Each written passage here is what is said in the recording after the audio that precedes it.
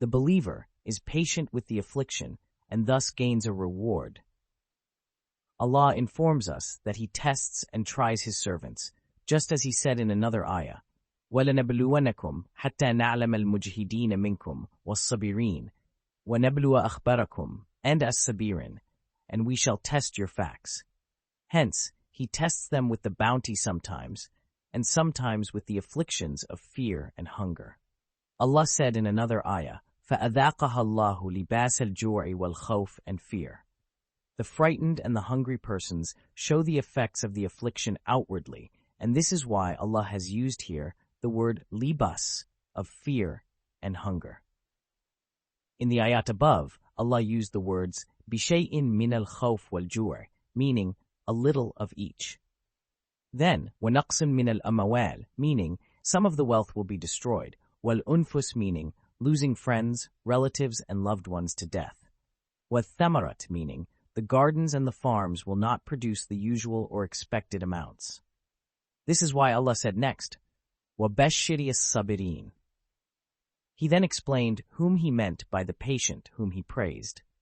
الَّذِينَ إِذَا أَصَبَتْهُمْ مُصِيبَةٌ قَالُوا إِنَّا لِلَّهِ وَإِنَّا إِلَيْهِ رَاجِعُونَ, meaning those who recite this statement to comfort themselves in the face of their loss know that they belong to Allah and that He does what He wills with His servants.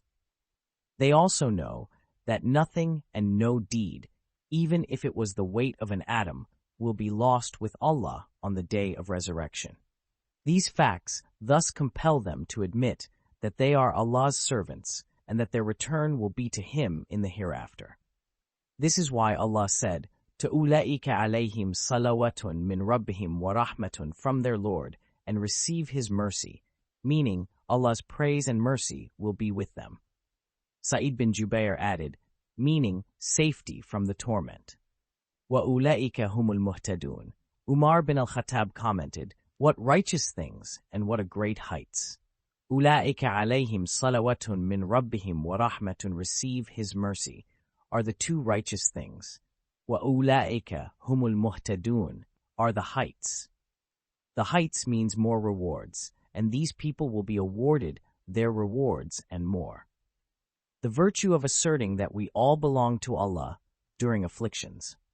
There are several ahadith that mention the rewards of admitting that the return is to Allah by saying, Inna lillahi wa inna ilayhi raji'un, when afflictions strike. For instance, Imam Ahmad reported that Salama narrated, once, Abu Salama came back after he was with Allah's Messenger ﷺ and said, I heard Allah's Messenger recite a statement that made me delighted. He said, لا يصيب أحدا من المسلمين مصيبة فيسترجع عند مصيبتي ثم يقول اللهم أجرني في مصيبتي وأخلف لي خيرا منها إلا فعل ذلك به. Salama said, so I memorized these words.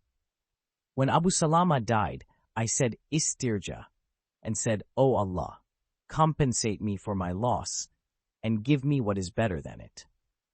I then thought about it and said, who is better than Abu Salama? When my iddah finished, Allah's Messenger ﷺ asked for permission to see me while I was dyeing a skin that I had. I washed my hands, gave him permission to enter, and handed him a pillow, and he sat on it. He then asked me for marriage, and when he finished his speech, I said, O Messenger of Allah, it is not because I do not want you, but I am very jealous and I fear that you might experience some wrong mannerism from me, for which Allah would punish me. I am old and have children. He said, أما ما ذكرت من الغيرة فسوف يذهبها الله عز وجل عنك وأما ما ذكرت من السن فقد أصابني مثل الذي أصابك وأما ما ذكرت من العيال فإنما عيالك عيالي. She said, I have surrendered to Allah's Messenger. Allah's Messenger married her, and Salama said later, Allah compensated me with who is better than Abu Salama, Allah's Messenger. Muslim reported a shorter version of this hadith.